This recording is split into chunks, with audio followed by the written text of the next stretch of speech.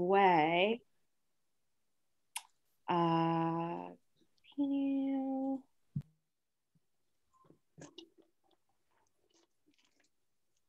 Let's see if this works.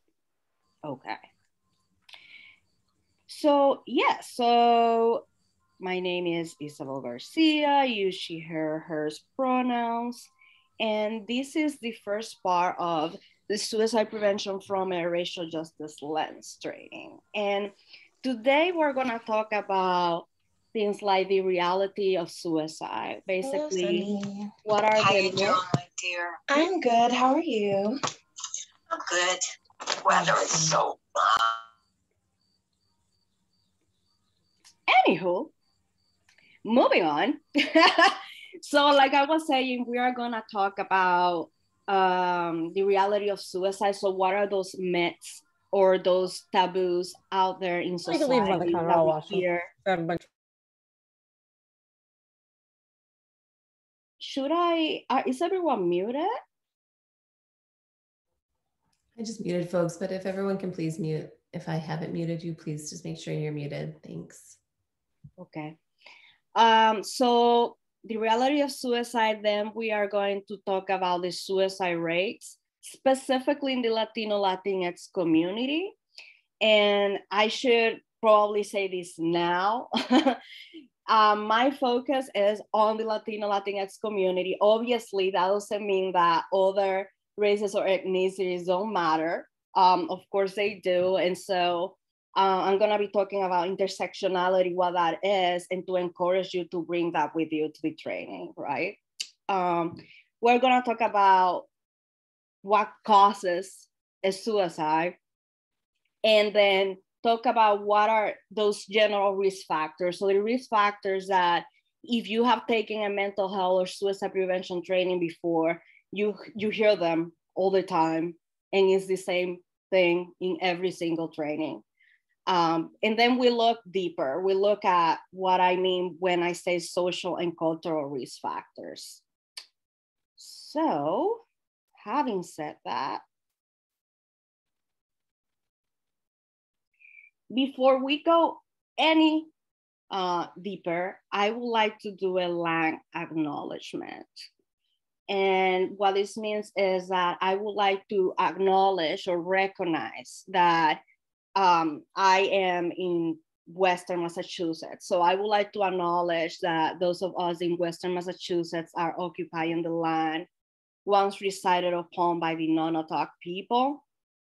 I would also like to acknowledge the neighboring indigenous nations, so the Nipmuc and the Wampanoag to the east, the Mohegan and Pequot to the south, the Mohican to the west, and the Abenaki to the north.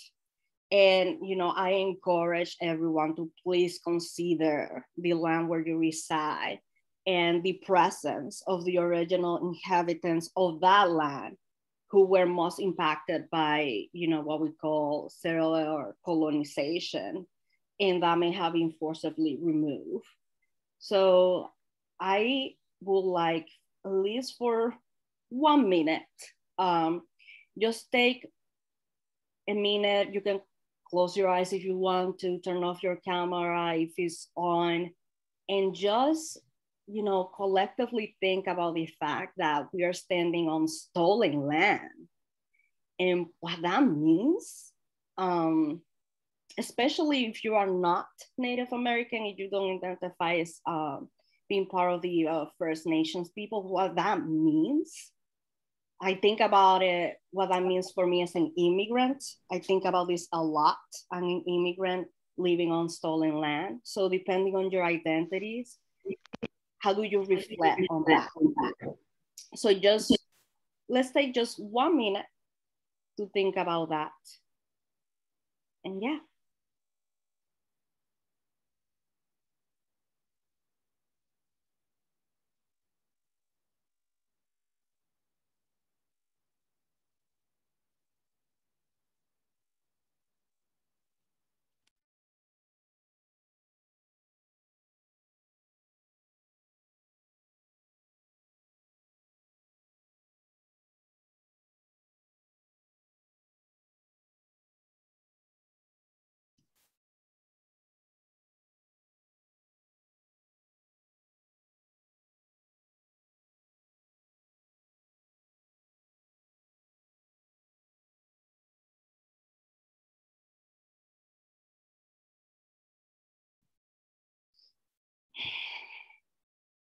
already. So I want to thank you for joining me in this reflection, if you decided to do so. This is just, you know, the very beginning of what a land acknowledgement is. It shouldn't just be me reading from a script on a slide in a training. This should be, if we really talk about, you know, allyship or being an accomplice or being a co-conspirator, there are many terms now, then we have to do more than just acknowledgement, right? But from, I guess, to begin with, one thing that we can do is, for instance, that website that is listed here. If you go to that website and you write your location, then it will pinpoint the original lands that were once, you know, there before being stolen. Or you can text this phone number with your location and they will send you a text back with the name of the ancestral land, which is like, I don't know how they created this technology, but it happened and it's great. So that's just a start. For me, I don't only do this and I don't only put, you know, the land, the name of the land on my bio or when I introduce myself. I'm also doing a lot of research in terms of who the indigenous leaders were, especially in my country, in the Dominican Republic. And I'm doing more research about that. Who were these indigenous leaders, activists who are not spoken, you know, who are not really mentioned that much, especially in the educational system. So that's just another way to do that allyship or to advocate, educating ourselves. And of course, researching for different organizations that you think fit your values is also important, and ask those organizations how they want to be helped. I see a comment here. Folks in the southwestern parts of Connecticut are most likely in Golden Hills, Gusset land. They have a half-acre reservation in Trumbull, Connecticut that folks can go visit. Nice. Thank you for that. Thank you for that information. Okay.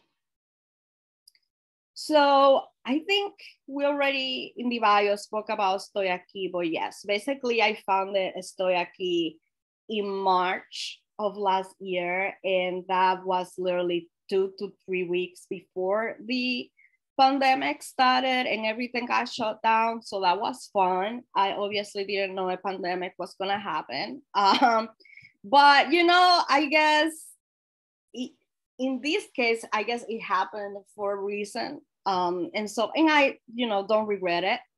But yes, basically this is part of what Estoy Aquí is about. I basically talk about suicide prevention from a racial social justice lens. And this curriculum or this training is like the main, I will say the main part, the main part of what Estoy Aquí is about. And so I want to introduce myself in a more personal level, I will say. I mentioned the word intersectionality at the beginning about bringing your intersectionality or your multiple identities to the training, even though I hold, just because I talk about the Latinx community doesn't mean that you cannot bring other perspectives, right? And so what I mean by intersectionality is that we all of us, hold marginalized identity and privileged identities. And so that combination of identities create a certain experience for us. And those experiences can be positive or can be negative. And so for me, when I talk about marginalized identities, I think about what is out of the norm. So basically, there are certain identities that I hold that I know in this country that are outside the norm, or that are not meant to be included, right? They are meant to be excluded. Because of this identity, is not meant to be in certain places or in certain systems. And the power, when we talk about cultural, economic, social power, is lower because of these identities, because they make me as a person, as a human, they make me abnormal in a way. And so these marginalized identities for me are, so I am Dominican. I was born and raised in the Dominican Republic. I am an immigrant. I immigrated here to the US 13 years ago. I identify as Afro-Caribbean and Latina. I'm also first gen, or first generation, meaning that we're basically the first generation in my family, in my Dominican family, to immigrate to the US.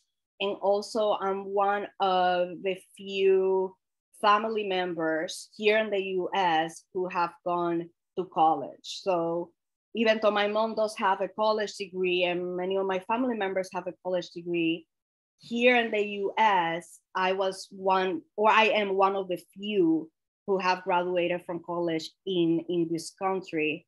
Yeah, and I could talk more about that, but I'm not gonna get into a rant about higher education. Then I'm also, low income. I live in the projects. I don't think I have to go more into that about that. Live in the projects of Springfield. And English is my second language. My first language is Spanish. And I learned English on my own, just watching, Gossip Girl with subtitles and High School Musical. I did learn English because of High School Musical and Gossip Girl. I know, because I wanted to understand what they were saying. And also because I'm in a country where people speak majority English, even though in Springfield, a lot of people speak Spanish, but there's still the expectation that you must learn English, right? So, and then there is what I call chronic suicidality. And so what that means is I have experienced suicidal thoughts since I was a little kid. I cannot even pinpoint an age. I will say maybe 8 years old was when changes in my personality and mood were more apparent. But I think, honestly, maybe at 6 years old, I was already having suicidal thoughts. And the reason why I put this picture here of me as a child is not just because I want to brag about how cute I was and adorable I was, is because at that age, I was already suicidal. And you see me smiling here, and you see me having fun here. And that's, it doesn't matter. Suicide and suicidality doesn't have a look to it. And it also doesn't have necessarily an age. And so that's why I put that picture there, to send the message that if you have a child, your 7-year-old child could be having suicidal thoughts for all you know. So my parents, obviously, they didn't know that. They weren't educated about any of these signs, which we're going to talk about tomorrow, part 2. And so I was living this emptiness and this darkness, and I didn't know what it was and how to handle it.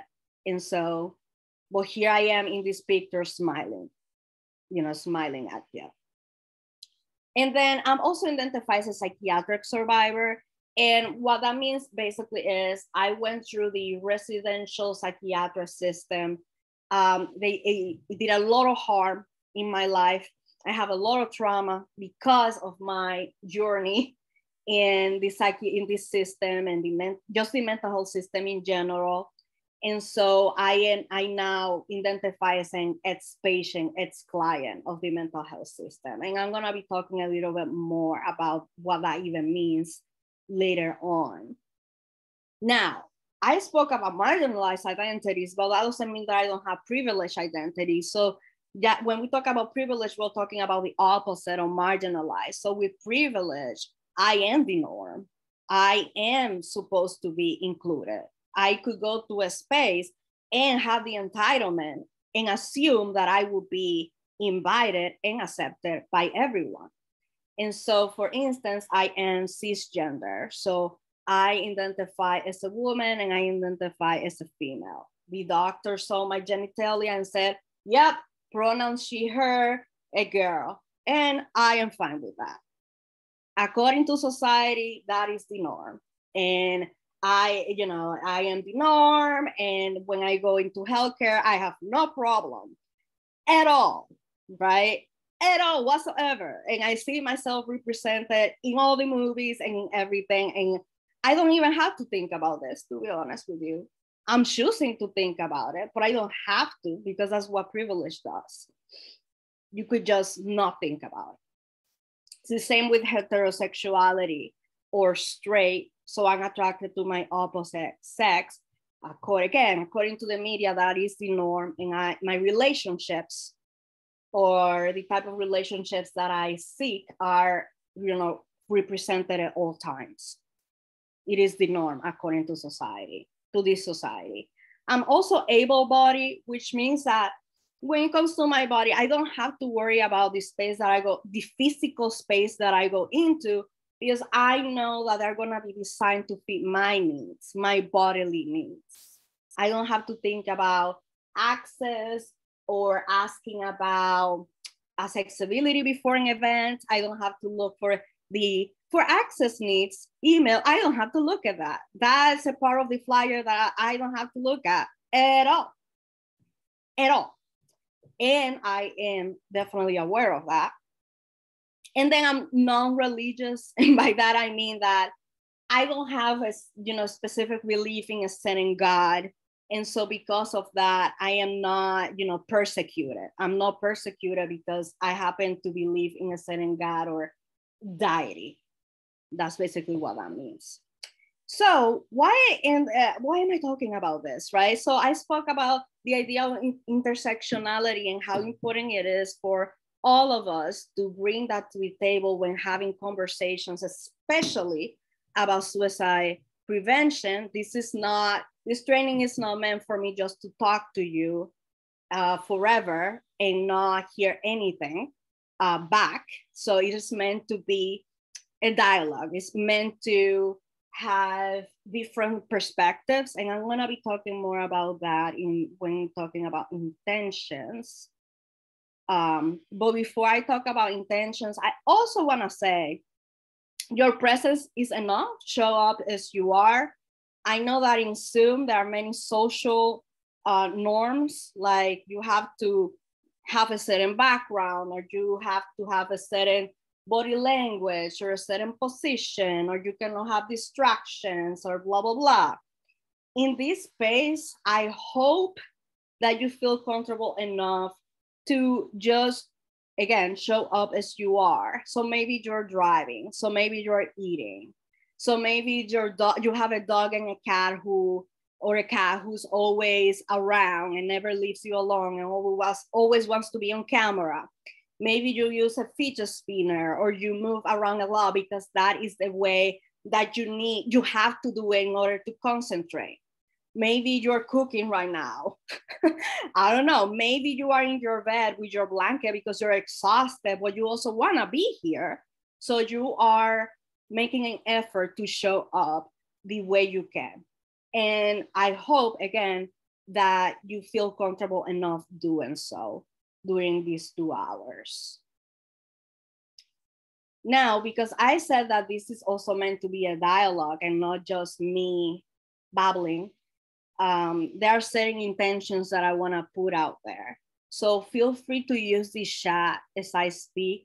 I'm going to be taking breaks in between different sections to have a conversation, but if you feel you have a comment or a question coming up, you can use the chat and I will make sure to read it, when I can. Then there might be a 5 or 10-minute break at 2 p.m. And I said 5 or 10 minutes because it depends on what you want. Maybe you want 5, maybe you want 10. It really depends on, I guess it really depends on the energy, on the energy of the room. But take care of yourself anyways, please. Don't, I hope you don't wait till a break to go to the bathroom or something like that. Please take care of yourself. We are not here to give each other advice. And I put that there because many times when I do these types of training, sometimes someone is vulnerable and speak about their story, and then someone cuts them, or interrupts and says, you should do this. We're not here to do that. When, waiting until the person obviously finishes speaking to say what you're thinking or what you want to say. Saying I statements, for me, that is very hard, and I still put it there. Sometimes we feel like saying we, or in my country, or my people, and I do that, I do that sometimes, many times. And I have to stop myself because sometimes we feel, especially if you're a person of color, you might feel like you have to represent your entire nationality when talking about your experience. So hopefully we can make an effort to talk about our own personal our personal stories. Confidentiality, of course, the stories stay, lessons go.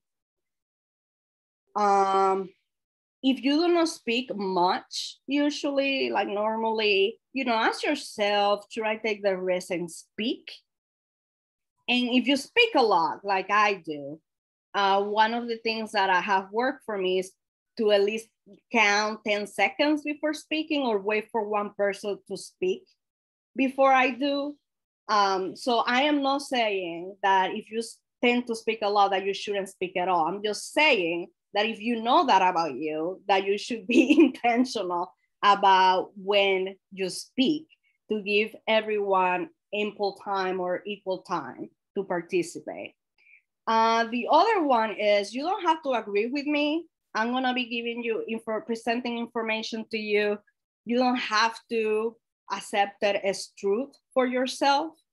That is fine. And I am open to receive those different opinions, those disagreements, and we'll try to hold it in some way or shape or form. Because at the end of the day, we're here to learn from each other as well. So critically thinking about the content is something that I really encourage. If you are confused, which honestly, suicide is a really complex topic and it is confusing. And if you have, especially if you have never taken a suicide prevention training before, it might be confusing. One thing that helps me is saying literacy moment, which sounds like, what are you talking about? But it helps me. When I say literacy moment, what I'm saying is, I have no idea what you're talking about right now, and I need you to explain it to me slowly. Or I need you to define that one word that you just said, because I don't get it. When we have dialogues, of course, there's risk. People might hurt each other's feelings. Maybe you hear a comment and you're like, I didn't like that at all. Maybe you feel uncomfortable. I like saying ouch and oops. And I know at first I was like, that sounds ridiculous. I am not gonna say ouch or oops. But it does work to interrupt that whatever comment or whatever situation is happening. And, being able to say what you said about X, Y, and Z hurt my feelings because so-and-so, and then what would you like to do about that? That is a framework that I like to use when addressing any type of conflict in group dialogue. Having said that, I need your consent.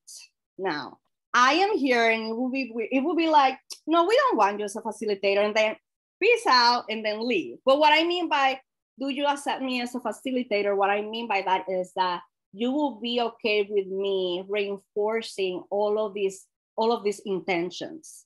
So let's say someone interrupted somebody else, right, during the training, then you gave me permission to say, hey, remember that intention we talked about?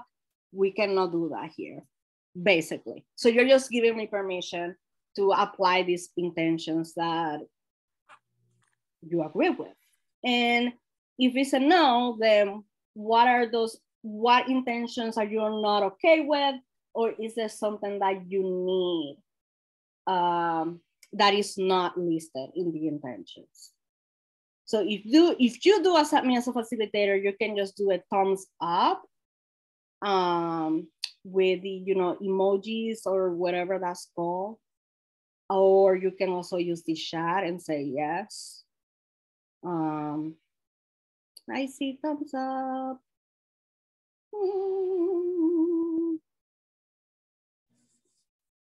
I see a heart. Okay. So I see, okay. So there are a few that I haven't seen thumbs up or heart, but feel free to send me a message in chat or whatever if you feel like it's a no. But I'm gonna have to move along though. So hopefully that's fine. Okay. So we can finally start the training officially.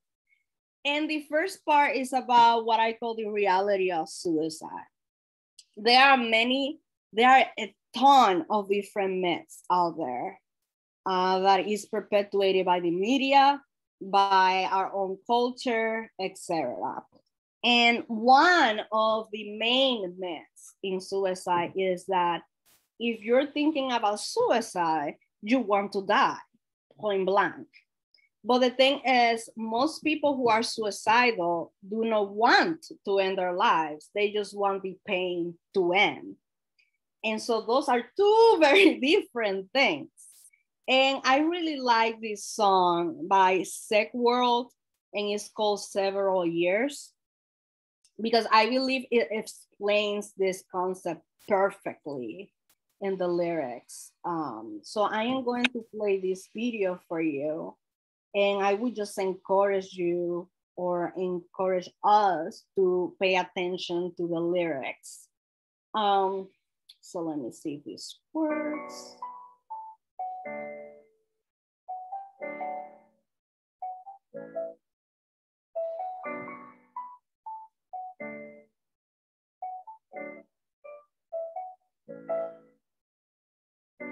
Lately, all I feel is pain. Feels like my heart doesn't beat the same. I want to give up, and I just feel stuck in a life that I know I cannot change. I'm really lonely and feel drained. Sometimes I feel like a mistake. I just didn't dwell in my trauma. My life's full of problems. I feel like I might break. Try to move on, but I just can't break down after breakdown. And some days I wish I could run away just to escape and feel at ease, even if it means one day. Where did my life go wrong? I was a happy teen and now I'm in the dark. Who said it's hell and always at a loss? No one can tell, I'm drowning in my thoughts. I'm still lost trying to find purpose. After all these years, I'm still searching. Hope you forgive me for being a burden. Self-love is something that I'm still learning. And I know I lie when I tell you I'm fine, cause nobody knows I'm struggling inside. Sorry if you see me cry. It's just I finally realized it's been several years since I felt okay. I'm losing my way. It's been several years since I've been a mess. I still feel depressed. It's been several years since I felt alive. There's tears to cry. It's been several years since I had a friend that came and went. Lately, I feel so depressed. Try to get help, but I'm still a mess. I don't ever rest, I guess I'm stressed. Got my head down, hands gripping my neck. Did I take my last breath? Did I walk my last step? I'm alive, but inside I am dead. Look, I lied, I'm not fine, cause my mind is a wreck. I saw pictures of me in elementary. I don't remember teachers ever telling me. I be an adult who senses people's energy. Being an empath attracts those who lack empathy. When I look back, my past gives me bad memories. Plus, it's so sad. I had to withstand everything up in my last sex stand thought. You stand next to me, you stab my back, and that hurt me bad mentally. It definitely changed me, but I forgive you. I understand now that you had your own issues. You fear fear of abandonment really convinced you that you weren't enough for the love I would give you. I tried, but I broke myself trying to fix you, and I feel hurt that you couldn't commit to me or the love I would give you.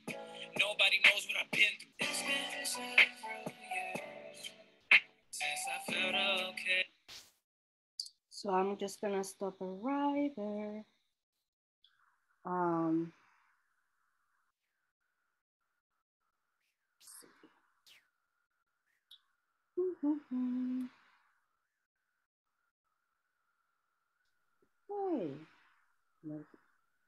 So all the lyrics are good to me. I love all the lyrics, but in specific, there is this part that is just, in my experience with suicidality, it's just describes my process perfectly.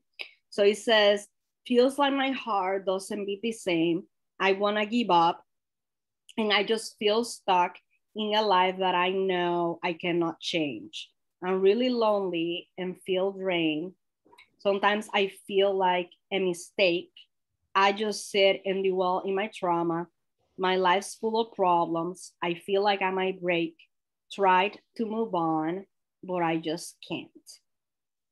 So I cannot say that this is a universal experience for everyone who feels suicidal, but is definitely, I will say, the main point about feeling stuck is something that many people who are suicidal express and say. I feel stuck. I have tried all of these solutions and they haven't worked. I'm tired. I don't know what else to do. There is a sense of loneliness, and it's draining, like the energy is I wouldn't even say low, I would say non-existent at times. And it feels like everything is negative, and there's no way out. So there might be that something joyful happened once, but because you're stuck in this place of darkness, that moment of joy, it's like it didn't happen. So it feels like everything it's a problem. And so that is one of the, I would say, main experiences of a person who is suicidal or a suicidal person. And so again, it's not necessarily about wanting to die, like end your life, like never existing. Is that there is a feeling that there's not more to do. There's nothing else to do. Like what else is there if I have tried everything, kind of feeling. So there is another myth about, and this one is this one is huge, it's everywhere. This idea that if you talk to suicide to people, just in general, that you are going to either make them think of suicide or increase their thoughts of suicide. And this is a complete myth. Just because you're talking to someone about, just because you ask someone, are you suicidal? Or just because you mentioned just the word suicide doesn't mean that someone is gonna end up doing it or thinking about it. And so, in fact, there is this, idea or concept that actually talking about it openly might even feel good. Just being able to say, hey, you're saying that I can actually say I want to die? Like, oh, okay. Because it might give this person a chance to share their story, and storytelling is a very powerful tool, and we're going to talk about that tomorrow. So I like this song by Demi Lovato called Anyone, because I think it speaks to that loneliness and in that sense of not being able to really say what you're thinking or what you're feeling to the people around you, because they're setting expectations that you have to fit. So many people fake their way, like I did for many years, by smiling and being outgoing and whatever. And so Demi says, I try to talk to my piano. I try to talk to my guitar, talk to my imagination, confided into alcohol. I tried and try and try some more. Those secrets, still my voice was sore. Tired of empty conversation because no one hears me anymore. So if you know about Demi Lovato, she almost died of well, she was technically dead. They revived her, but she almost died of an overdose and has been dealing with issues with addiction since she was a teenager. And she has spoken openly about, she has so many people around her, yet she feels alone. And that's another feeling that seems to be one of the main messages that many people who are suicidal say, that they feel extremely alone and that they might not feel comfortable enough saying to someone, hi, I want to die today. So I will encourage you to hear the entire song, but I will be moving on to this other part, which is there is this idea that there's no way to prevent suicide. Like some people say, if you have that thought of dying, there's nothing that we can do. That's it. Like, why should we talk about it? It's already there. Well, the thing is, there are verbal, behavioral, and environmental signs. And we're going to talk about that tomorrow. But it's good to know right now that there are signs that you can spot. There are things that you can say or do that can interrupt a suicide. And so most suicidal people communicate their intent to die sometime during the week preceding their attempt. So maybe 1-2 weeks before their attempt, it has been observed that many people who are suicidal do express they want to die. Maybe sometimes verbally, sometimes not, right? So that is why it's good to be educated about all the types of signs. And I like this song, I Looked Over into the Ocean, because when I listen to this song, I think about those signs of, reaching out for help. Not everyone reaches out for help in the same way. Some people are able to say, I need help, and some people show it in some other forms. And like, for instance, this song said, where is the Coast Guard? I keep looking each direction for a spotlight, give me something. I need something for protection. Maybe flux and junk will do just fine. The jets, I am sunk and left behind. I'm treating for my life, believe me. How can I keep up this breathing? And see. Then there are two other more, well, first of all, there are way more myths than just the ones that I'm talking about. But these are the last two that I'm gonna be mentioning. There is this idea that people who decide to attempt suicide or die by suicide, there's this idea that they are selfish and that they don't care about anybody. But when in reality, many people who decide to end their lives believe that their family and friends will be better off without them. So is that selfish? Let's ask ourselves that question. Many people who are suicidal, who attempt, who die by suicide, they are tired of being a burden to others, or they feel they are a burden to others, especially if they have been told that they're attention seekers or that they're being dramatic. So maybe they have reached out for help in the past, or maybe they have just expressed that they don't feel okay in the responses from their family, friends, authority figures have been, stop it, like just deal with it, or do yoga, or drink water, and you will be fine. So hearing those responses and not being able to talk to anyone about what you're feeling can make you feel like, well, I guess if I stop existing, it will be better. I wouldn't be, the complainer anymore. And I put this GIF of Meghan Markle because Oprah interviewed Meghan some time ago, and Meghan disclosed that she was suicidal back in when she was in the palace.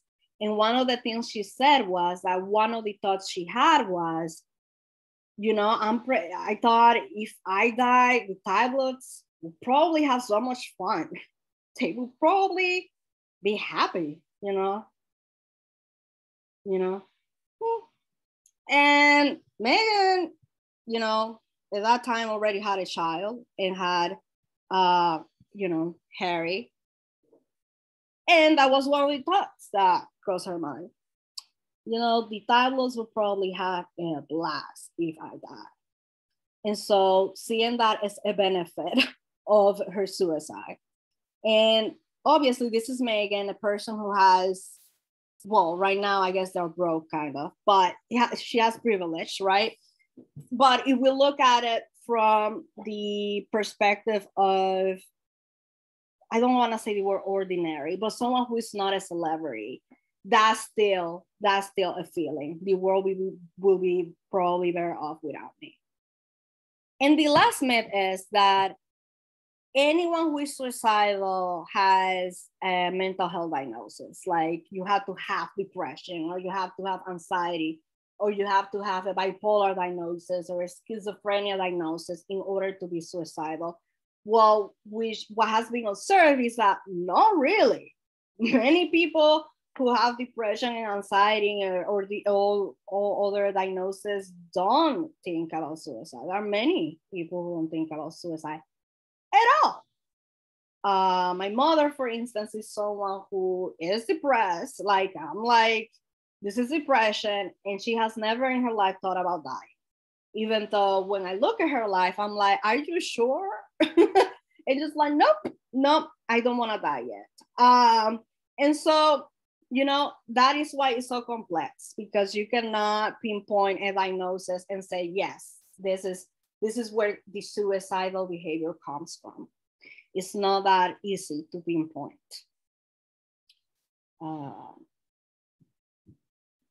Having said that, we talk about these myths, these beliefs, and my focus from Estoy Aquí and just in my personal life is in the Latinx community. So I would like to speak a little bit about the rates of suicide in this community, because as of 2019, suicide is the 10th leading cause of death in the Latinx population in the US. Overall, in the country, is now number 11th. It was 10th for a long time, but COVID-19 came in, and basically now suicide is 11th. But again, it was 10th. And when we look at ages and across gender, sexuality, class, and all these things, we see that in the Latinx community, suicide is the third cause of death from 10 to 14 years old. Okay, so we're talking about 10-year-olds dying by suicide. 10-year-olds who identify as Latinx dying by suicide. It is also the second cause of death from 15 to 34 years old. The second cause of death. Then it is the fourth cause of death from 35 to 44 years old. Then it is the seventh cause of death from 45 to 54 years old. And here's the interesting part, right? Because when we look 55 and up, women are out of the picture, but men stay. So when you look at this data, the eighth cause of death in Latinx men from 55 to 64 years old is suicide. So these are things to think about. And this is the most recent data that we have. Now, I always say this, I'm always very transparent. The data about suicide is not necessarily the most accurate. And there are a lot of issues in data collection because a lot of people, and I always forget the name of the people who deal with death certificates and bodies, basically. People who work in, why do I always forget? If any of you remember, oh, let me see. Think, chat. Coroner. Yes, coroner. Yes. So coroners in the US, or in general, they are not necessarily trained in identifying suicides. And so there's a lot of confusion. There is a movement that is trying to educate coroners in this so we can improve the data, but it's still, you know, it's not perfect. So many times there are things that are seen as overdoses, for instance, and they're suicides.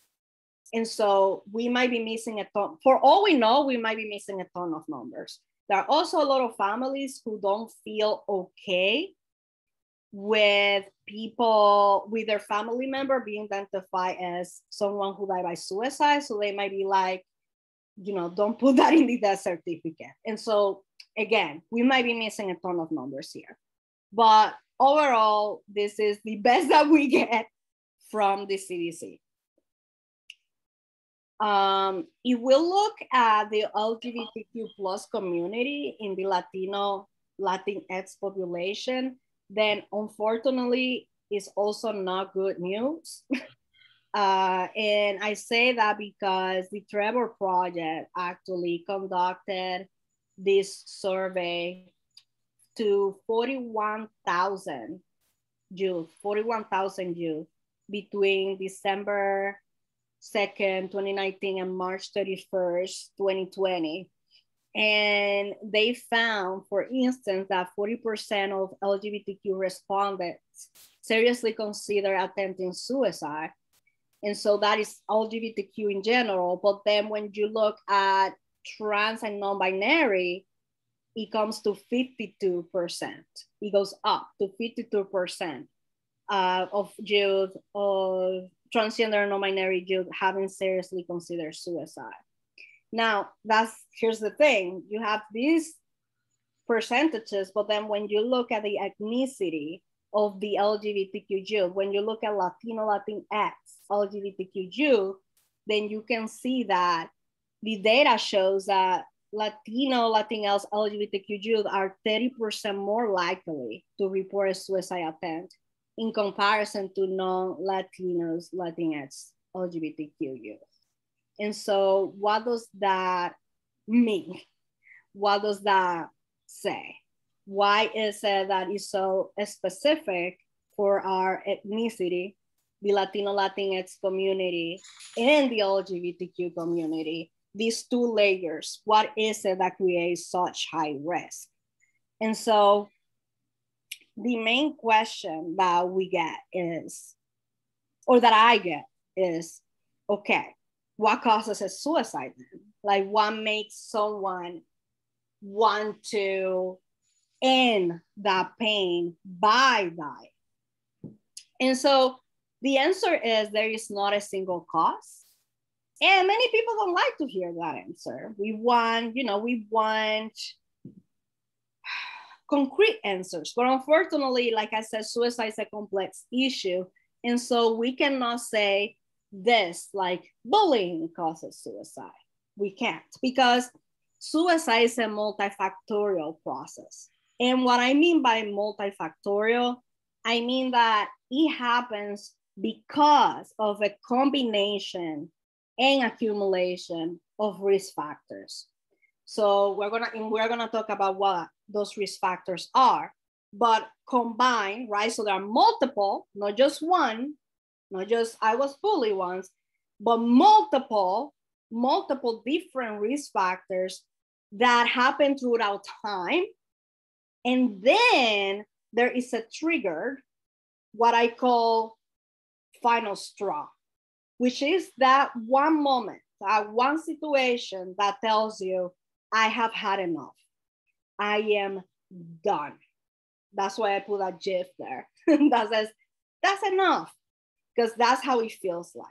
So again, you have a combination, multiple factors, you have this accumulation, so it happens throughout time, and then there is this very intense situation, which we're gonna talk about. What are those situations? Maybe oh my God, it might be a divorce, it might be, I don't know, losing your house in a fire, anything that is really important to you that you're losing, that has been lost. That is what makes you think, okay, I'm gonna do it.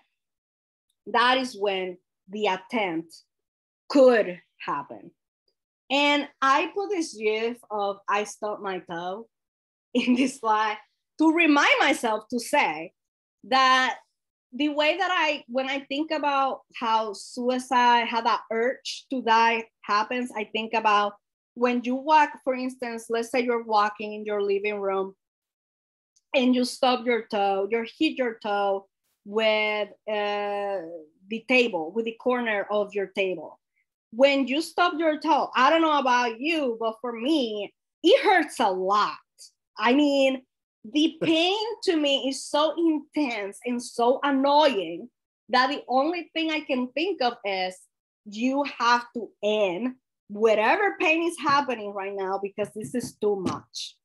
And so, and this is physiological, by the way. This is not just, I want to, it's like your brain is hyperfixating on that little thing, on that you stub your toe and you have to stop that the pain that is coming from that. And so when someone already has this combination and accumulation of risk factors, and then that final straw, that critical situation happens, that's your brain is basically saying, okay, now it's time to end the pain. What you're gonna do? So having said that though, the final straw, like I said, creates that critical point that can lead to suicide if not interrupted. That is the key word here. If not interrupted, yes, that final straw could lead to that critical point that could lead to the suicide. But the key thing is that there is an ambivalence, what we call an ambivalence. And many times, if you see interviews from attempt survivors, what we call attempt survivors, so people who have attempted suicide, but that they survived, they didn't die. If you see many of the interviews and they are asked, like, do you regret it? Like, what do you think about before doing X, Y, and Z? And a lot of them say, because I don't want to say everyone, so I'm just going to say a lot of them. A lot of them say that they actually, till the last moment, were still deciding whether to do it or not. So that's what I mean by ambivalence. There's this back and forth between, do I do it? There's still like an existential debate, basically, existential debate in your head, only in your head. And so that is why many prevention efforts focus on identifying what that final straw is, because they think if we interrupt, if we know what that final straw is, then we know there is an ambivalence, and then we can interrupt that and then save a life, right? So that's just one specific way of preventing suicide. So before, let's see, I think it's 2. Okay, it's 2. So I'm gonna stop sharing my screen before I go any further and ask if there are any comments, impressions, questions so far, and then we're gonna take a break after.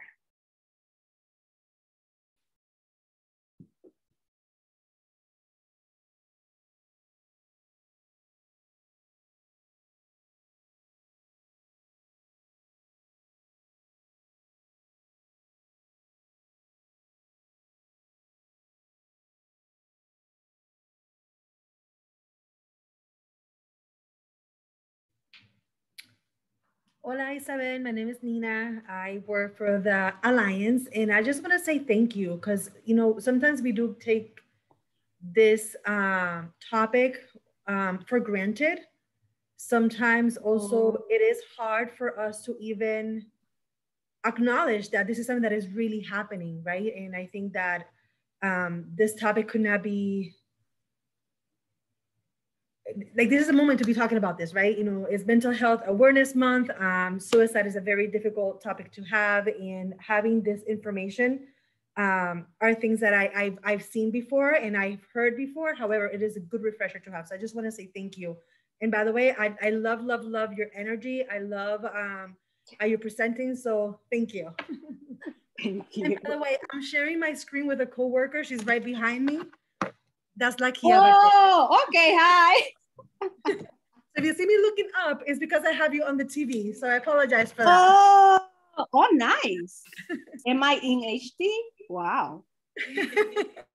Nice. Yeah, I appreciate that. Yeah, thank you.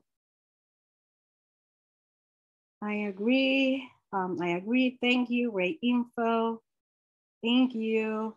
Yeah.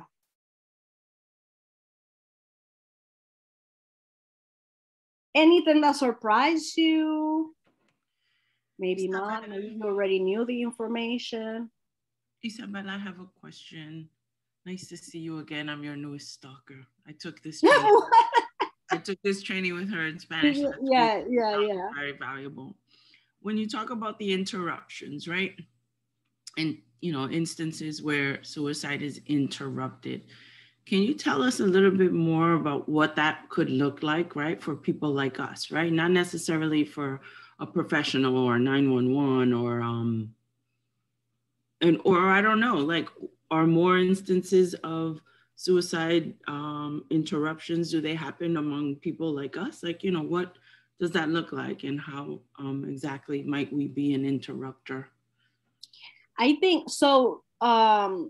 Tomorrow we're not gonna be talking about like community care or peer support strategies, like what to say or do. I think that would be a good entry point to add it for tomorrow. How does an interrupter, or what does an interruption look like, right? Many times, I can tell you this now, many times, many people ask, and I like to ask, you know, is this, which I talk in the training, is this your cherry on top? Now, for this is, you already have a relationship with this person, or you already know more about the risk factors and how they have been accumulated throughout time. For a person, and by cherry on top, I mean the last straw. I like coding. I like those code words because I feel they make the conversation easier and it flows. I think it's also faster. I consider it to be faster. But if you say, you know, what's your cherry on top? Is this your cherry on top, this situation that you're talking to me about? Then that way you can identify and say, okay, so this is a critical point for you then. And that's when the conversation can start happening. Now, for someone that you don't know, that you have no clue about, then that's where it gets harder. Many people go straight up to the question, do you have any, literally, there are people who ask, do you have any guns in your home? Are you trying to hurt yourself? Like, kind of like very, very direct, because maybe they feel there's an urgency because they don't know this person and they might be in danger. However, you know, I have other approaches for that, and I can talk about that tomorrow. Yeah. I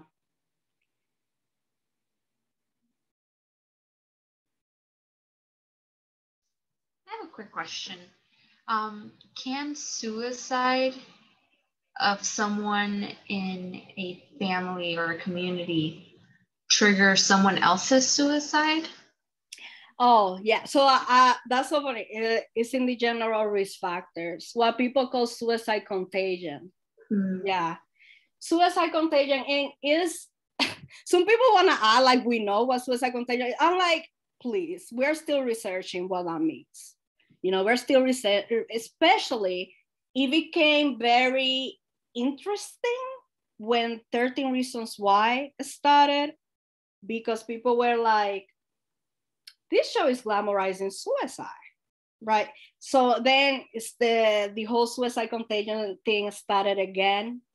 That topic is very complex, but yes, there has been research studies about how in a community, for instance, let's say a teen dies by suicide, there are other teens in the community that might see that, and they might see certain behaviors by the family members around them that makes them think, maybe I should do this too. So for instance, let's say there's a teenager who's thinking about suicide and they don't feel loved, right? They don't feel loved by the community or appreciated by the community. And then they suddenly see this other thing in their community die by suicide, and they see that all the community is suddenly talking about them and loving them and paying attention to them and saying how good they were.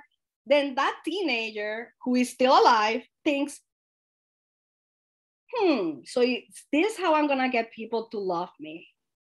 That's one of the many thoughts that could cross their mind. Of course, as a teenager, the prefrontal cortex is not fully developed, because hello, if you die, you're not gonna be able to see that love, right? But again, that is just one of the many thoughts that might sound non-logical, but for that teenager, for that person, it does sound logical. Oh, okay, so this is the way that I might acquire love, right? So that's just one example of why a cluster, what we call clusters. So basically, you see a teen dying by suicide in a community, then another one happens a few weeks later, then another one happens a few weeks later, clusters. And I could speak about that forever. It's very complex. There's also community trauma. There is a trauma that is built, and then if there's not an intervention, it builds from generation to generation as well. It's a whole thing. We could literally have a training just on suicide contagion, literally. Yeah. But I think, I think we should take a 5-minute break now. And then we're gonna talk about what I call general risk factors, because these are risk factors that any training you go to, you're gonna hear about them. And also they're just very universal, or they're treated as universal, like across cultures. So we're gonna look at that, and then we're gonna get to the fun part, to the racial justice and social justice part. So, okay, so 5 minutes. So I will say, I hate math. Oh my gosh. Someone tell me.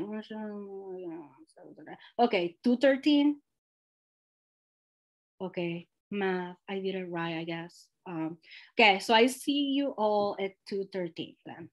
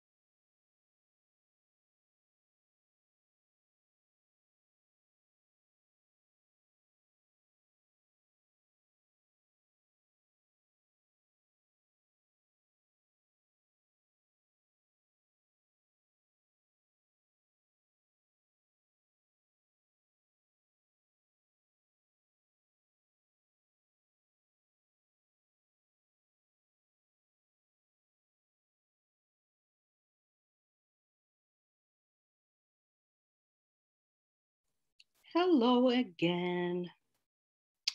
So let me go back to sharing my screen.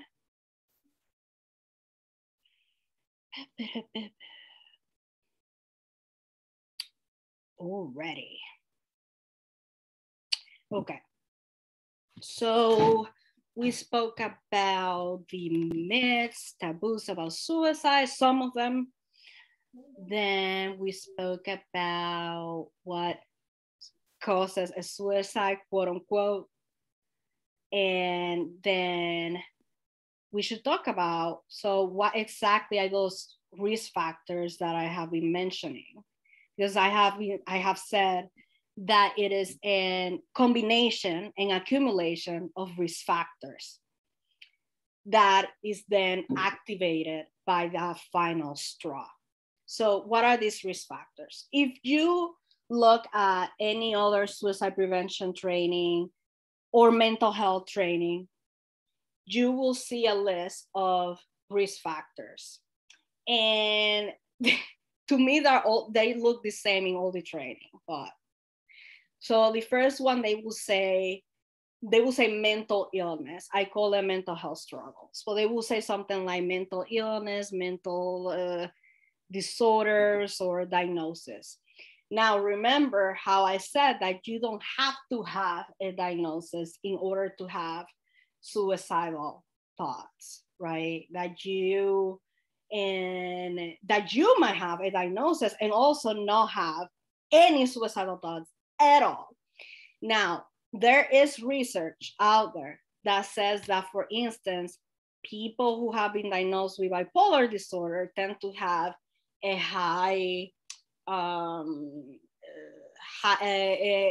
higher prevalence to have, suicidal thoughts, for instance. That's some part of the research that has been done. And then we look at things like chronic pain, for instance. So many people, for instance, with lupus and other, I would say, conditions that create pain, physical pain, unstoppable basically all the time, that doesn't even come down with medication.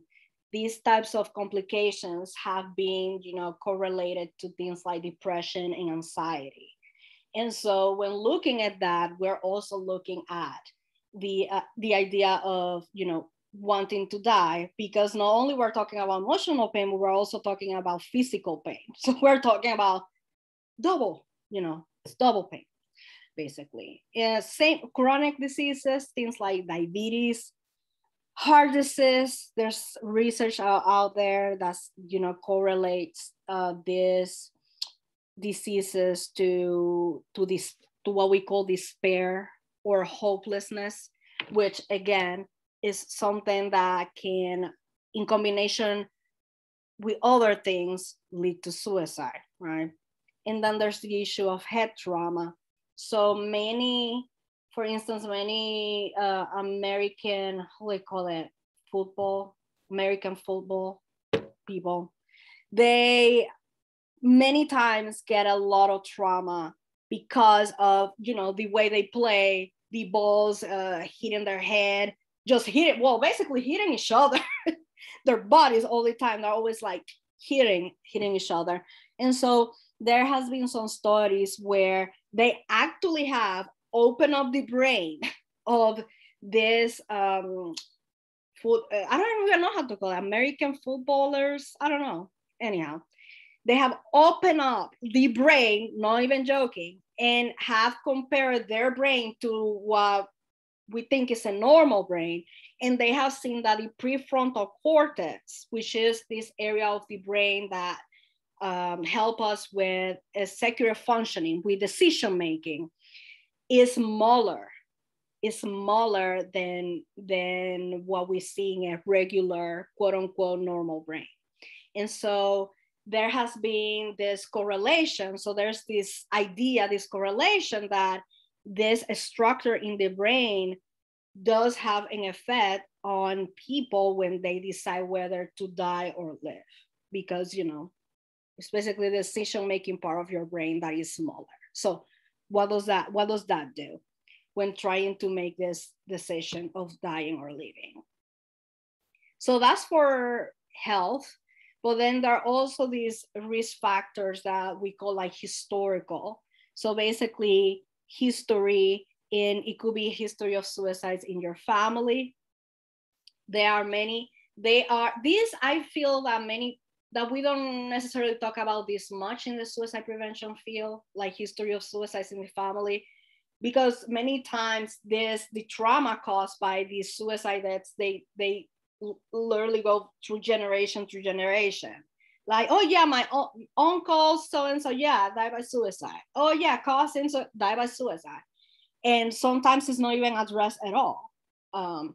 And so there's also history, again, of mental health struggles, challenges in the family.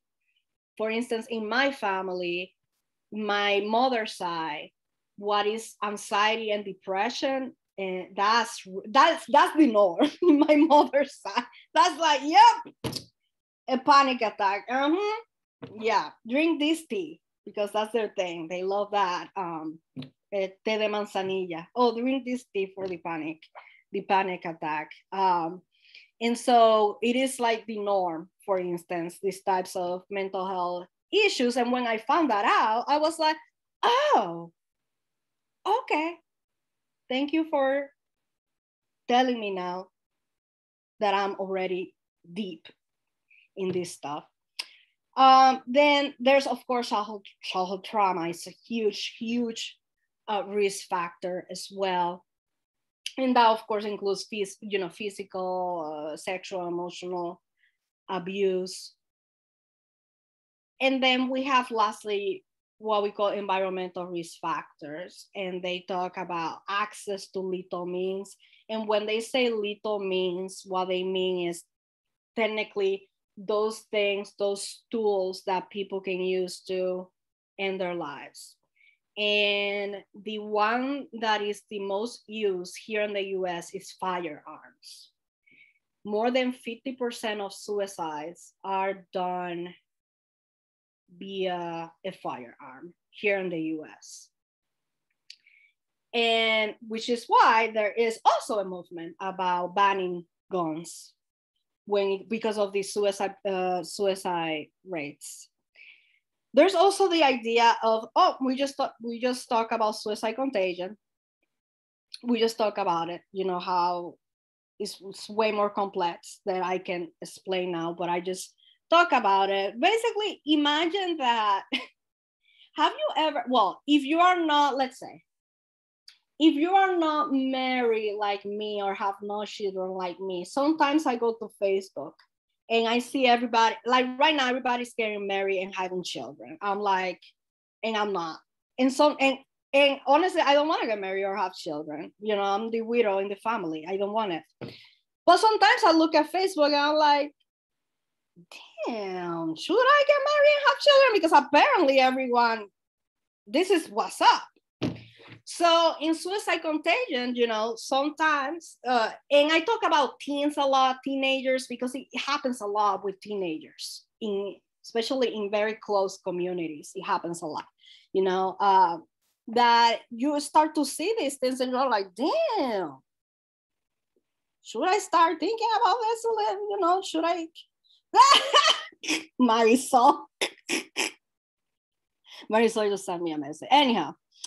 But so that that's the sample I use to kind of describe that feeling of, maybe I should, maybe, there is this prolonged stress. And when I say, because everyone has stress, like that's not an abnormal thing. It's when you feel that the stress doesn't go away no matter what you do. So remember how I spoke at the beginning about feeling stuck? So that's one of the things, when you feel stress that never, ever, ever goes away. Like no matter what you do, it keeps going, it's there. And you feel like it increases and increases. And maybe it slows down a bit, but then it increases again. So that's what I'm talking about when I say prolonged stress. And then there is, of course, the intense event. And that is usually what I call the last straw, or the cherry on top. That one thing that tells you, I am done. There's nothing else that I can do. That could be a death in the family, a divorce. It could be losing a home. It could really be anything that really means a lot to you. You know, it can be the death of a dog, of like your dog that you loved. Like, it could really be it just has to be very intense to you, right? To who you are, or to your life. So it can really be anything, but it feels intense. It feels like this is it. I cannot keep going. Now, those factors are fine. I am not criticizing them. You know, they're everywhere. We should know about them, and that's fine. But when we think about social justice and suicide prevention, we start to ask, okay, but what is truly killing people? And so when we look at suicide from the social justice perspective, we resist the individualism of suicide. So we say that suicide is caused by social and historical conditions that enable oppression, cruelty, hatred, and domination. And so, in a summary, all suicides are assisted suicides. And so what it means basically is that, yes, when a person dies by suicide, it's seen as an individual act because you are doing it to yourself, right?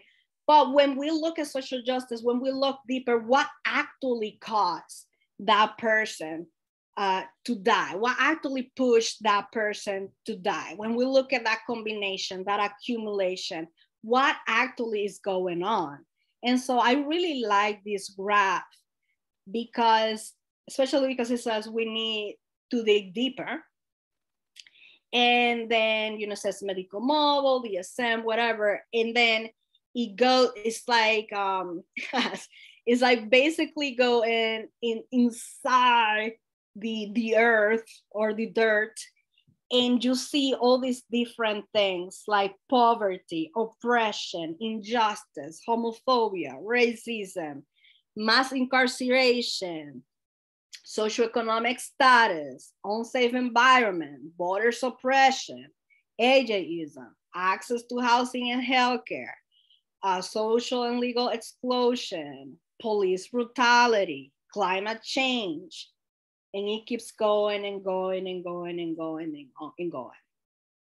And so if we look at that graph and then we look at suicide, it might make sense to say that they are assisted by society, that they are assisted by oppression, that they are assisted by the cruelty that is caused by these social and historical conditions, especially when we speak about the history of this country, especially when we speak about this country.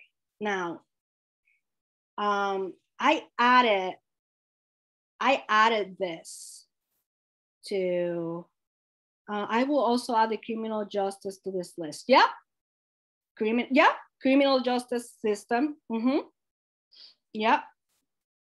So I added this because I use this example about bullying, because I see this all the time in the news, all the time. But in specific, this one was the most shocking that I have seen because it was a 9-year-old. So that was, you know, that was like more heartbreaking to me. But the headline says 9-year-old boy dies by suicide after he was bullied for being gay. So here it says that, well, this boy decided, quote unquote, decided to die because he was bullied, because he came out. So he came out as gay, and then he got even more bullied than ever before. And so that was you know, the media likes to say this caused a suicide when they're actually talking about the last straw. So this bullying that this child received in his last moments, that was the last straw. That wasn't because it was the last straw. And those, again, those are two different things. But what I want to focus on is in the fact that when we look at social justice, we will reframe this to say something like the 9-year-old boy dies by suicide because of homophobia, basically. That's what it will be reframed as. Because I guess it was a group of people who were bullying him, but why were these people bullying this kid? Because he was gay. And what causes that? The culture of homophobia, the culture of oppression, right? And so when we look at social justice and suicide prevention, again, we look at the root cause. What exactly is the problem? And so now, because the mother said, you know, bullying is the problem, there was a ton of movement about, there was a movement, some activism about creating anti-bullying programs, when in reality, what we should be talking about is homophobia, because that's what caused the whole problem at the beginning. Now, I'm gonna stop there and ask what you think about that. Remember, you don't have to agree with me. I said that in the intentions. You don't have to agree with what I'm saying. So, you know, basically the question that I have is, what do you think? Very open-ended question.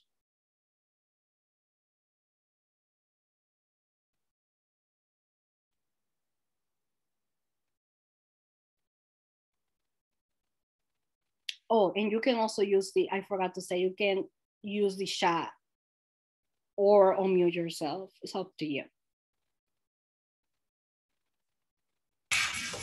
So I like. I know. We are in the same room, but she's coming over right here to talk about. I love this so much. So I just wanted to say that I like how you pointed out the newsletter heading, because I feel like a lot of those are very misleading in every category, really. And also too, I feel like when it comes to, how do I say it? Like, not the blame, but almost like in the title, how it was saying, it was making it seem like he committed suicide because he was being gay, not really because of the homophobia thing. Like, I feel like the media tends to mislead and also take what's the easiest, like the easy route. You know what I mean? Like, they're not going to sit here and state that it's homophobia because there's so much more to dissect, and that's a much bigger hole that we're going to have to dig. And it's very unfortunate that we always take that route as a society. It gets more clicks, you know, the gay kid, especially the age 9 years old. It's like 9-year-old kid. He was, you know, it's like, it gets clicks, it gets more views. And sometimes all it takes is for someone to see that title and not even read the article, not even fully understand the entire story, or even want to know. They feel like they have the entire story just by reading the title, and then that's exactly what they're passing along to everyone else. Exactly. That's a good point. Yeah. I appreciate you bringing that up, because that doesn't get talked about enough. Yeah. And now as you were talking, I kept thinking about, I'm not thinking about this sexual abuse case. I totally forgot the name of this person, but she was sexually abused by this teenager. They were teenagers. I think it was in high school. and she ended up dying by suicide. And the headlines were she died by suicide, or oh, they don't. This one said died by suicide. I was surprised, but most of them are like she killed herself, like you know. She died by suicide because of the trauma caused by her social abuse, right? Okay, but if we go deeper, what caused sexual abuse, right? Let's talk about the culture. What leads this teen, this boy, this teenager to think, have the entitlement of saying, yeah, I am going to decide, I'm going to do this. I don't want to use the R word, okay, but you know what I'm trying, the R-A-P-E. I am going to do this, and I don't care, because he never apologized and he never saw any consequences for his act. So what led this kid, this teenager, this teenage boy to do that? Let's talk about that. Let's talk about patriarchy. And so who is the culprit here, right? And I'm not saying that the teenage boy, that dude, he should be in jail right now. He should be in jail. I'm just saying that if we look from the social justice perspective, what truly killed this girl who was sexually abused is the cultural patriarchy that makes a lot of men feel that they're entitled to women's bodies. Let's be real here. And I'm not saying all men, okay? I don't want to generalize, but this teenage boy felt entitled to that girl's body. So again, it's just looking a little bit deeper. You know, looking deeper, who is at fault here, for real? Like, what is truly killing people? That's really the question I like to ask. Yeah, and I don't know, like, say that by the moment. Perspective, but like, I don't feel like it's, I don't know, like, I don't want to say it's not digging deeper. I feel like it's really in my face, at least for me. I feel like a lot of people kind of just look the other way.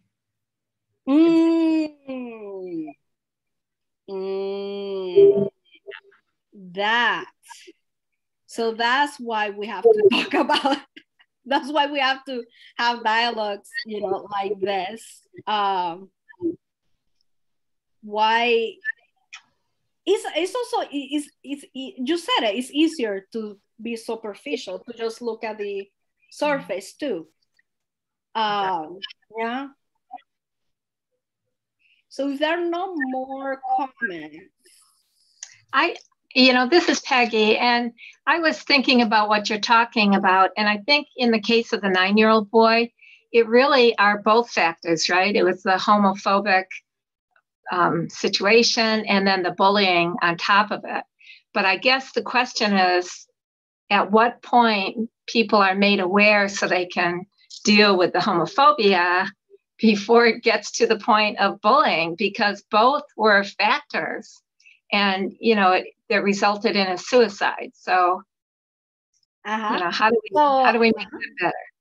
So in this specific case, bullying was the expression of the homophobia, right?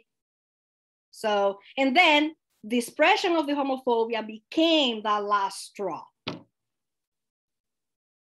that critical point, right? And so that is the question. What is, when we talk about suicide prevention, what is true prevention? Should we be talking about homophobia in the first place and not just who's the bully? Which, by the way, bullies are usually the ones with the suicidal thoughts. That's also complex.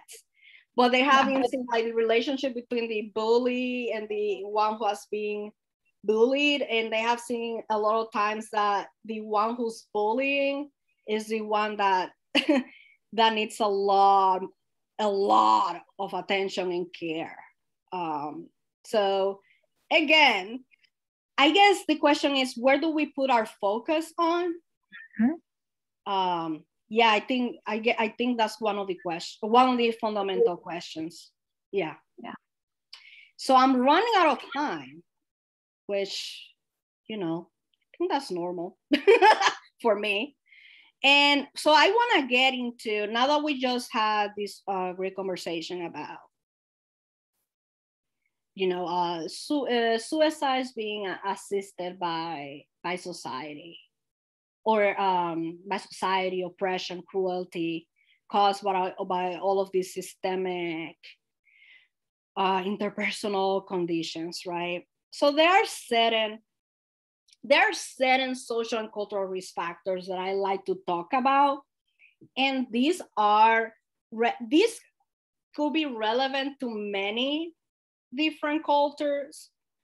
And so I don't want, you know, I obviously, because I come from the Latinx perspective, I might focus on that population, but once again, I would encourage you to bring your intersectionality to it, because things like colorism, for instance, that's not only a Latinx issue, for instance. And we're gonna talk about what that even means.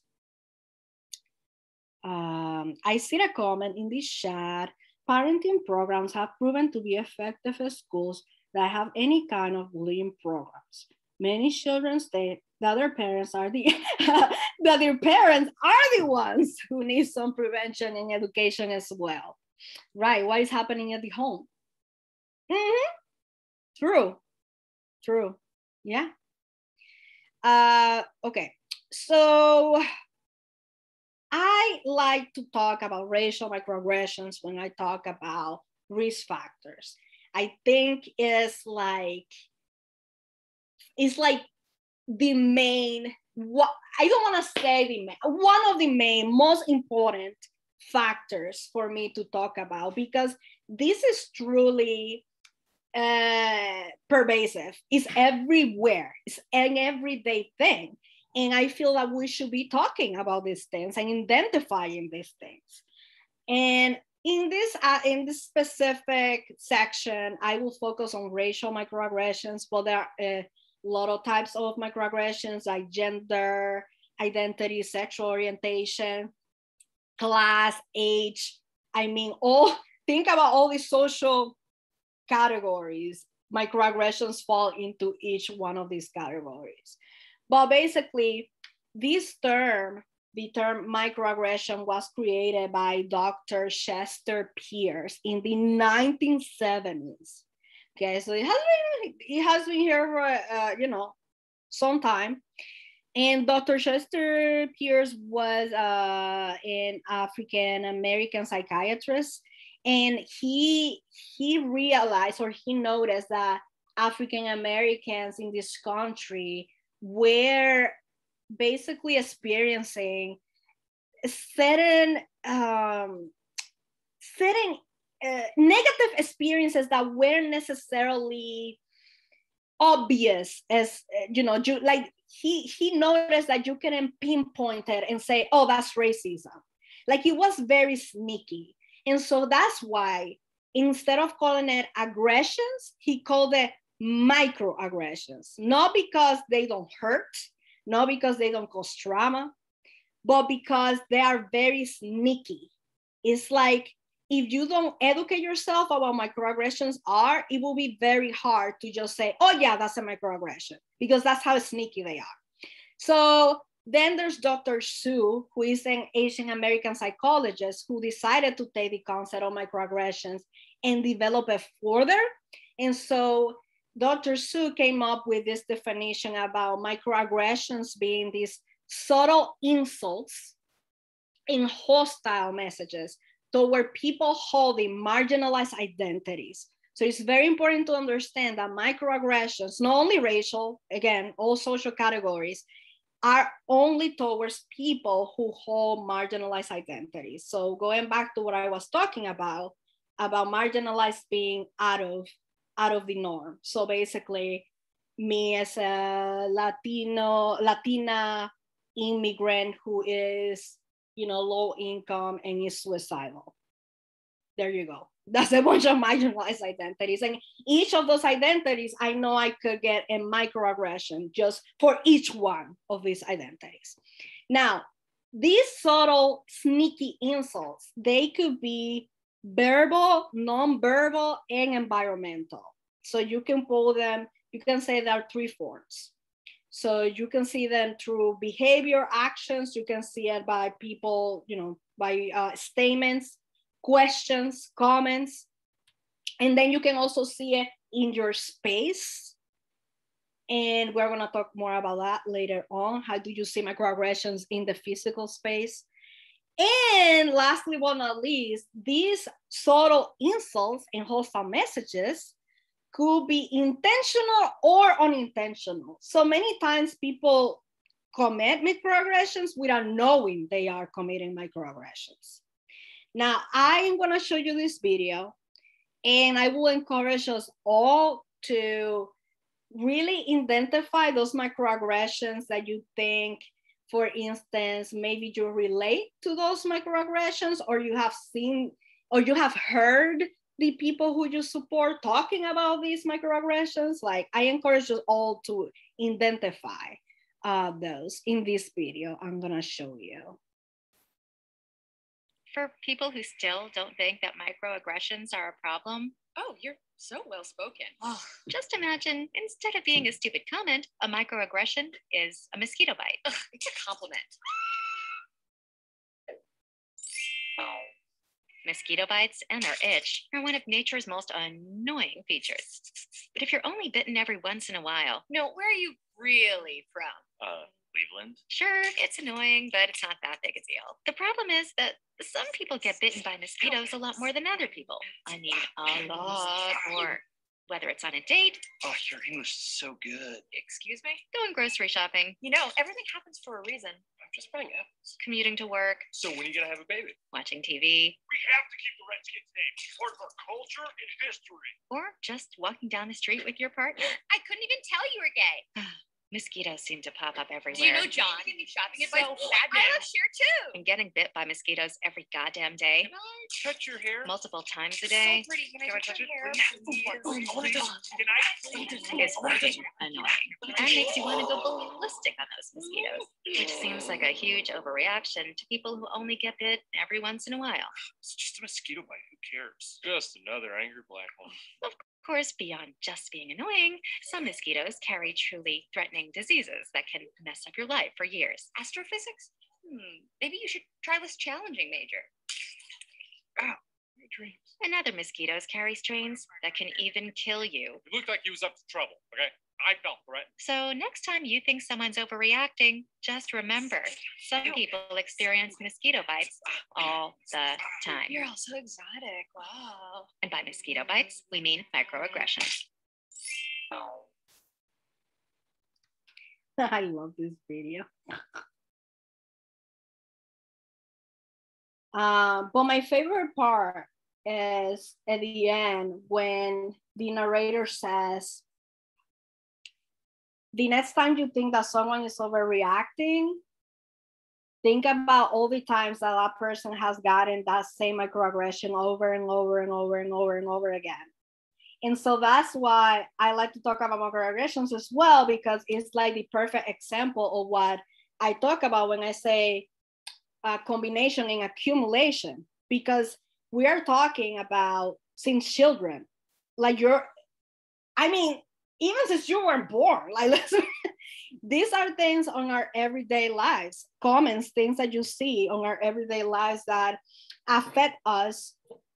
When you hold marginalized identities, they affect us many times unconsciously, because again, we might not be able to recognize it and challenge it. So let me see. Are there any microaggressions in that video that you were able to recognize that you have received in your personal lives due to your marginalized identities, or that maybe you have heard from the people you support? Maybe you have heard from them talking about how these things have affected them. And maybe they don't call them microaggressions, but you know that, you know, they could be identified as microaggressions.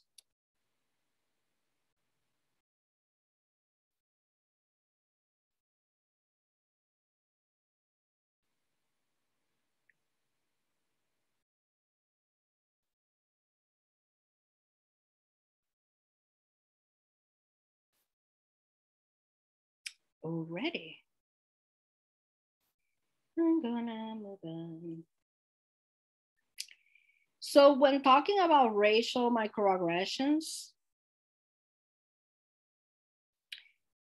let's say when talking about microaggressions in general, you have, you know, 3 types or 3 categories. Micro assaults, micro insults, and micro invalidations. Micro assaults are intentional. So these are intentional verbal and non-verbal insults. So these are things like showing swastikas.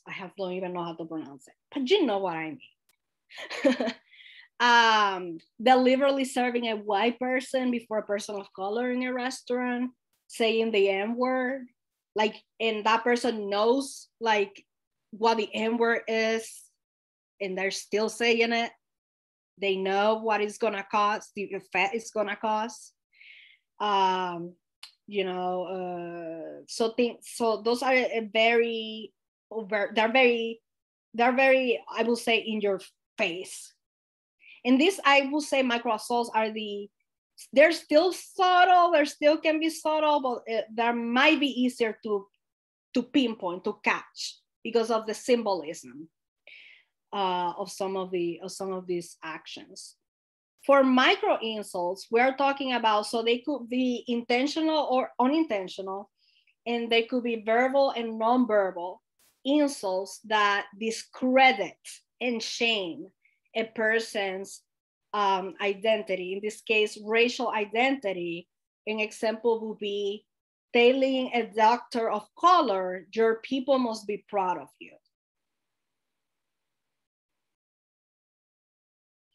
You don't even have to be a doctor. It could be just any job. It's like, your people must be proud of you. Your people. Then there is micro invalidations. So these are also could be intentional or unintentional, verbal and non-verbal insults that exclude or negate the thoughts, feelings, or reality of a person of color. So for instance, a white person saying, I don't see color, to a Black person. So a Black person, let's say, is talking about police brutality or just racism in general, and then someone says, a white person or a white appearing passing person says, well, I don't see color. I respect everybody. I don't see color. I don't know why people are so upset with who's Black and white. I don't see it. I don't get it. So that is seen as gaslighting. So that's another term that is getting popular, gaslighting. Like, you are making me think that my reality is, you know, doesn't exist. Like, I'm lying, basically. I think I see in the chat something. Oh my God, no. You are so well spoken. Yep.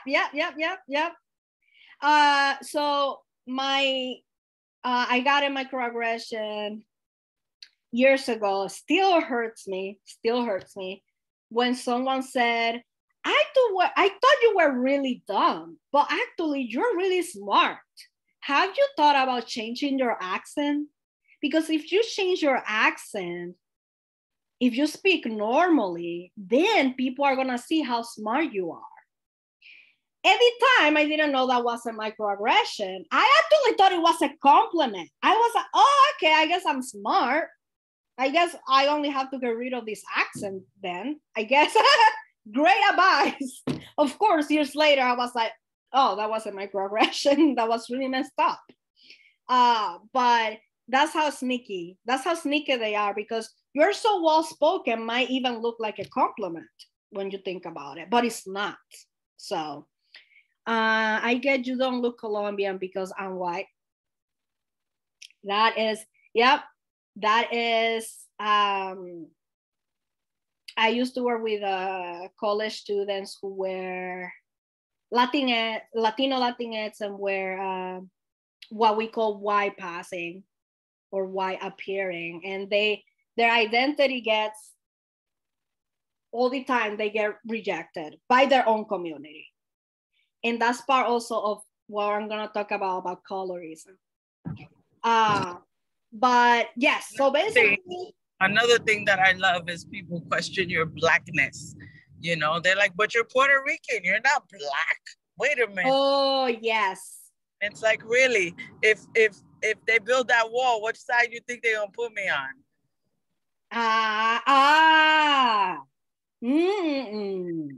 Yes. So that's the same with Dominicans. You see, you know, a lot of people who identify as Dominican who have dark skin, they might say, I'm not black, I'm Dominican. Or I am Indio. Yeah, that's the one, Marisol. Yeah. So yeah, so remembering that these are subtle and sneaky, and that these are, you know, since we are, I will say, little kids, you get these different, you can get these different comments, and it might even get worse as you grow up, because then you enter the workplace and then you enter the educational system and all these things. So it gets even more complicated. So thinking about that accumulation, that combination, that the trauma, the feelings, the emotions attached to receiving those comments on, or statements, or seeing those actions on a daily basis, what that does to your mental health in general, right? Now, I'm gonna move on to colorism, because we were just kind of touching on that a little bit. So I talk about colorism because I think that this is an issue not only relevant to the Latino, Latinx, but we're talking about colorism in all communities of color. I mean, we're talking even about Asia, you know, we're talking about indigenous Native Americans. This is colorism is a huge problem, just specifically in populations that have been colonized. So colorism is this prejudicial, preferential treatment of same race people based on their color. Same race people based on their color. So, you know, I have to make clear that this is not racism. Like, colorism is not racism. And I like to give the example of a business. So if racism, let's say racism was a business, racism will say, we are not going to hire Black people, point blank. Black people, we don't want Black people. But colorism says, okay, we can hire Black people, but I want Beyonce though. I don't want Oprah. Beyonce looks better, seems smarter, looks prettier. But why is that? Because lighter skin. That's it. That just from the get-go, this, you know, business as colorism, right? We look at this business from the colorism perspective, they will say, Black people are kind of okay, but I prefer the lighter one. And so, again, we're talking about same race people. It's an interaction between same race people and that preference for lighter skin. Now, obviously, many people who are what we call white passing, meaning that they can identify as a person of color, but when you look at them, you might assume that they are white American, like white American European, right?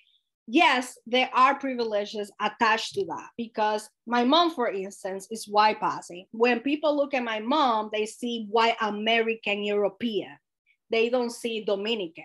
They don't think she speaks Spanish. They don't think of her as an immigrant. When you look at her, you know, you might think, again, that she's white American, European, whatever, when she's not.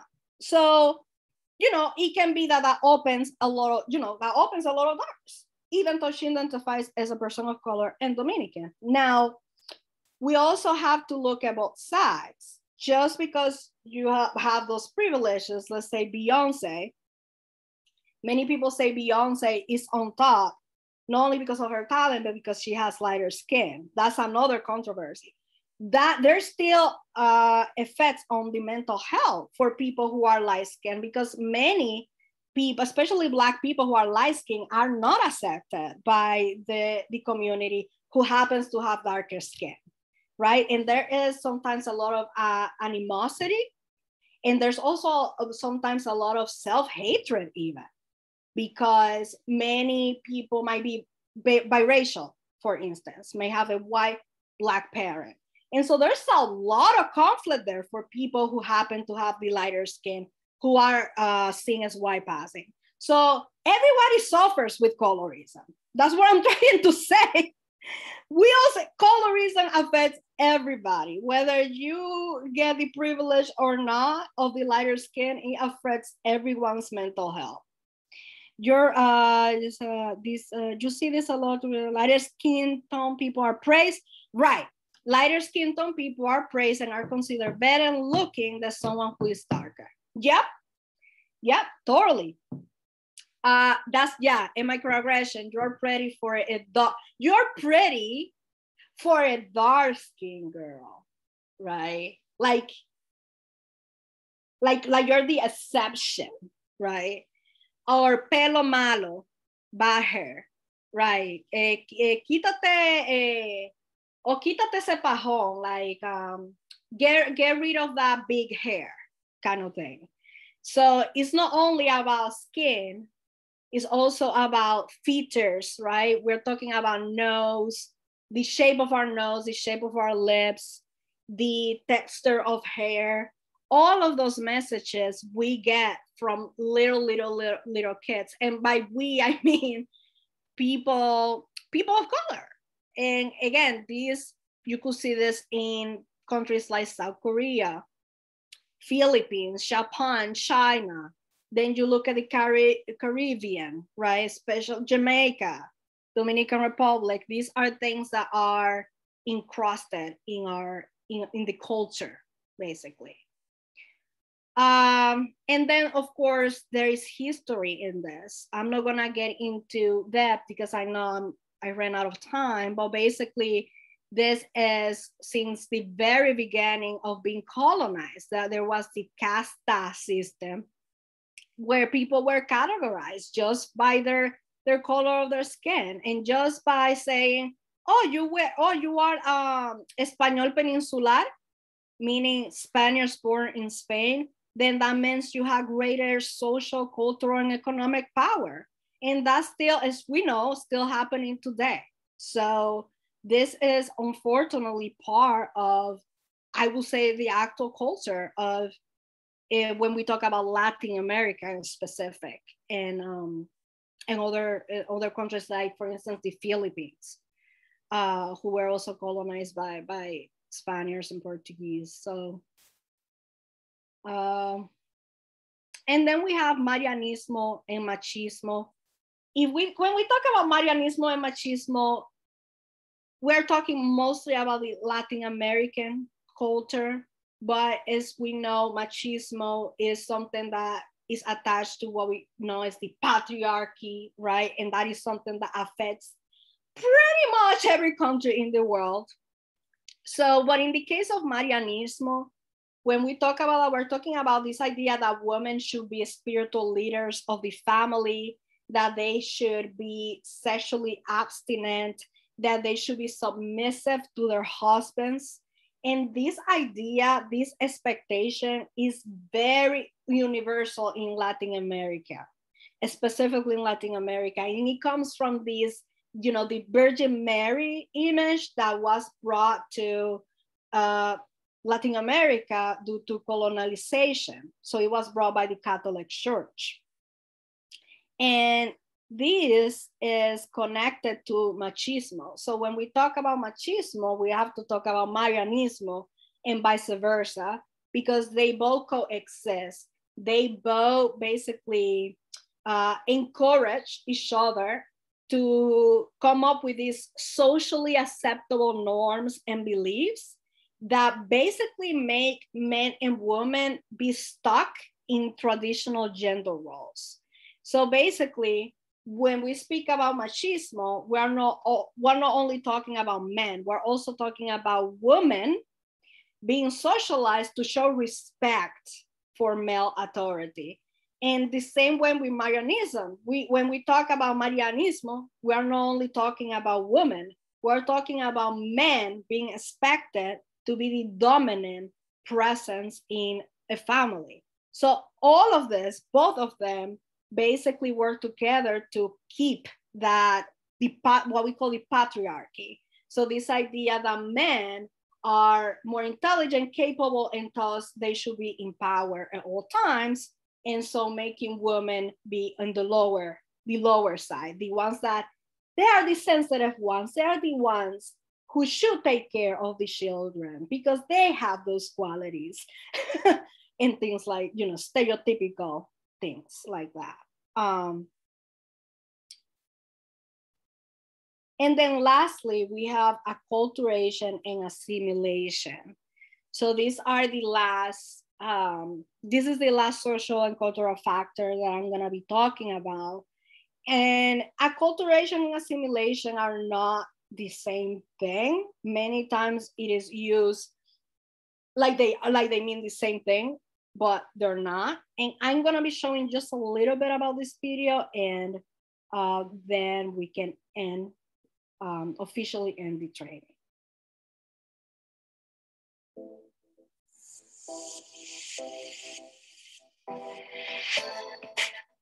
So the terms assimilation and acculturation, you may have heard before, and unless you're an expert on kind of sociology, you might not fully understand what the difference is. So I just want to break it down so you understand kind of how to use them, or if you hear them, what they mean. So assimilation is a term that is used when you kind of take on a new culture as your own. So you're absorbing yourself into it and you really kind of become identified by that new culture. And a culture is adopting pieces of a culture, but still maintaining your original culture as well. So when you want to focus on, if someone identifies as multicultural or bicultural, some people who may have immigrated earlier on, a few decades ago, it wasn't really trendy to kind of maintain your culture. Really, it came down to survival. You wanted to appear as American. They may have tried to get rid of their accent. They may have tried to not want their children to learn English or to learn, their old language. They wanted them to learn English because they really wanted them to feel assimilated, because just to be frank, it was deemed more acceptable to want to be this version of American. And nowadays, it seems like we're really starting to step back a little bit and being more prideful about where people are coming from and holding on to those cultures. So nowadays, you might find that parents who are bilingual, they're teaching their kids. I know a couple that one woman, she speaks Spanish and her husband, is Black, and they speak to their kids. One might speak in Spanish, the child has to respond in English. The dad, he speaks in English, the child has to respond in Spanish. So that is an example of acculturation, of maintaining and adopting different parts of cultures. And another kind of metaphor that works is think of it as a salad. You throw in tomatoes, you throw in, cucumbers, different elements, and you're kind of picking up different cultures here and there. So say if you're immigrating from, Korea, and you want your kids to be acculturated to American culture, but not lose their Korean culture, you'll teach them about the food. You'll want them to learn Korean, but you'll also understand that they're going to pick up on things at school. But assimilation would be someone who would be like, you don't speak Korean at all, you have to speak English. And that's sort of an older way of thinking. It does still exist for certain cultures, but just keep that in mind that, assimilation is more like a soup. You're kind of absorbing and getting rid of the old culture, where acculturation is adopting different traits, but also maintaining your own. So I'm gonna stop it right there. But basically, I like the metaphor of the soup and the salad, with assimilation, you're basically negating the culture, who you are, and you want to get rid of it. Okay, acculturation is more like, okay, I'm in this new place and there are different norms, and let's see how we balance this out. And so when I talk about risk factors, I'm talking about assimilation. Assimilation is, to me, very dangerous. And unfortunately, I don't have time to speak about my story with assimilation, but assimilation almost took my life. So it almost killed me when I was a teenager. Remember, I'm using the social justice refrain, right? I'm not saying it's like assimilation almost killed me. That process almost killed me because I didn't want to be. I wanted to be white American, and I did a lot of things to do that. And I did a lot of things to try to do that. And I failed. I am me. So I still have my accent, right? And so I wish we could have gone more in depth into what assimilation does to mental health, but we ran out of time. However, I hope that it makes sense what I was talking about when talking about microaggressions, colorism, Marianismo, machismo, and assimilation and acculturation. These are just 4 out of many social and cultural risk factors out there. But I hope that it makes sense what I'm trying to say, that all of these things, socially, culturally, systemic, all of these things in combination, how they can kill a person, basically. Literally, yes. Thank you. And I think I saw a question in the chat, Jamilka. Correct me if I pronounce your name wrong. I am gonna put my email here. Please feel free to send me an email with questions if you have more questions. So that's my estoyaqui@gmail.com. If you have like more questions or comments, feel free to email me. And also, I know there is an evaluation form that was shared. I appreciate hearing feedback about what can be improved or what went well, because that helps me to, keep going, basically. So thank you so much for being here and just hear me talk for 2 hours. Thank you, Ysabel. And just a reminder to everyone that Ysabel's back with us tomorrow for the second part of this training. So please come back. The second part's as equally as wonderful as the first part. Yes, so the second part tomorrow is gonna be more action-based. So we're gonna talk about what are the signs to identify when someone might be at risk for suicide, and then what things can we say or do to interrupt that suicide, or just to support people in general, not just like crisis based, but yeah, how to support each other. Yeah.